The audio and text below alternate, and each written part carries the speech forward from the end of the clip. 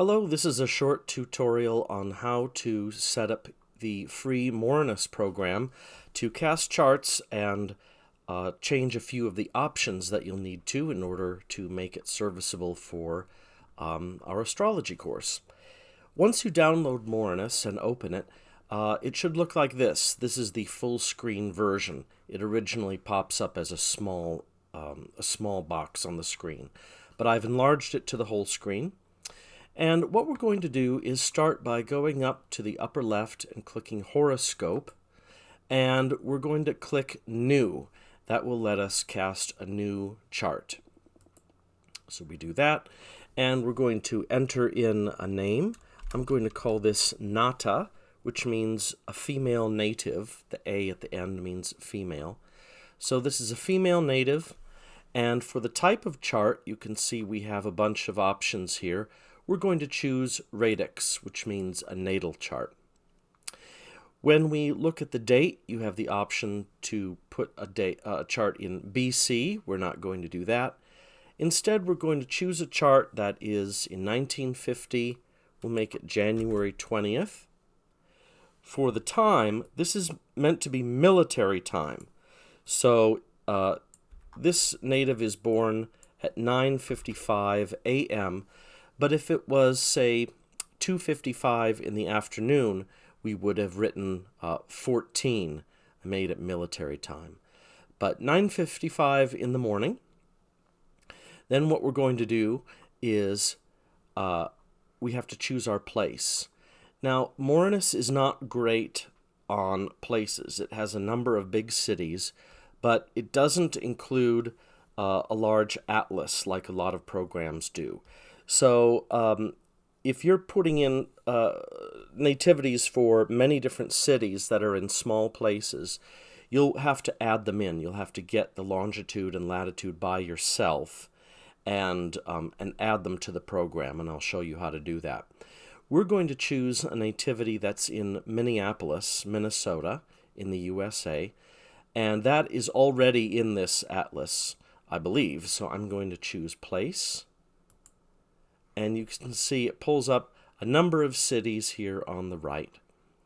And we're going to scroll down and choose Minneapolis.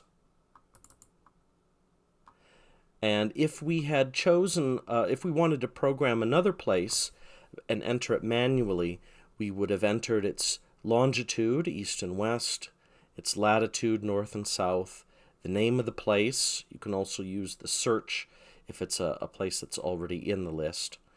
And you add what the time zone is. Now this plus and minus here for GMT is meant to show how many hours behind or ahead of GMT it is. So if your longitude is west of Greenwich, you're going to make it a minus, because that means it's GMT minus a certain number of time zones. If your birthplace is east of Greenwich, you would use a plus. Well, I've already got it programmed in here that what the time zone of Minneapolis is, so we're just going to choose that and click OK. If it was a new city, we would add it. So you can see it has added Minneapolis, 9316 west, 4459 north. And it has already added in that it is 6 hours before GMT. So that's, since it's west, we've chosen minus, just like I said. And we're in the Gregorian calendar. If it was a nativity prior to the 1500s, then you would choose Julian, but we're going to use Gregorian.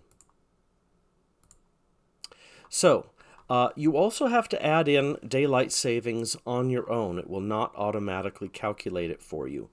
Now this nativity is in January. There was no daylight savings, so we'll leave that blank.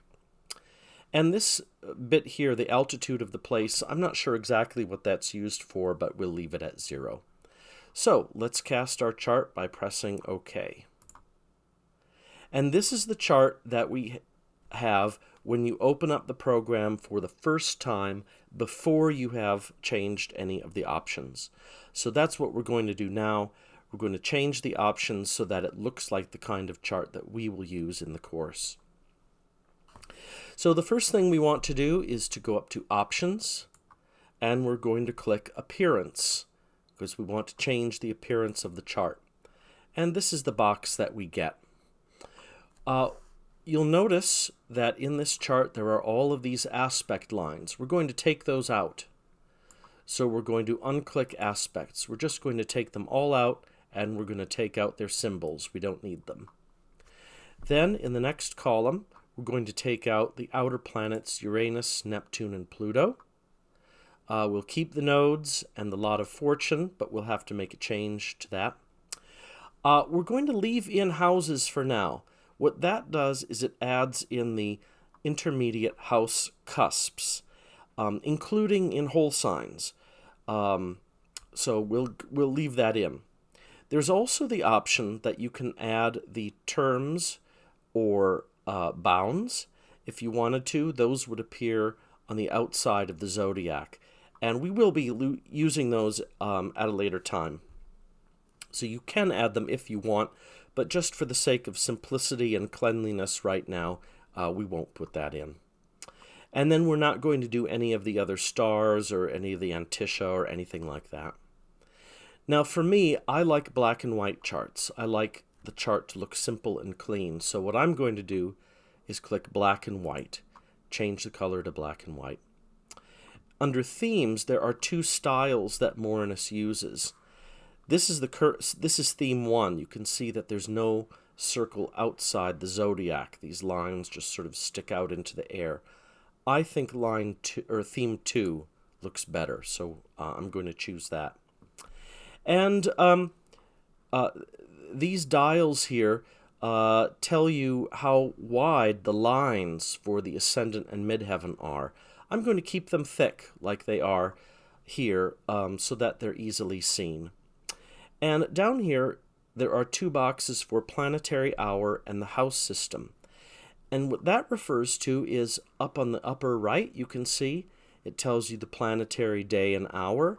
You won't need that until a much later lesson, so you could take that out if you want to. In fact, let's just take that out now.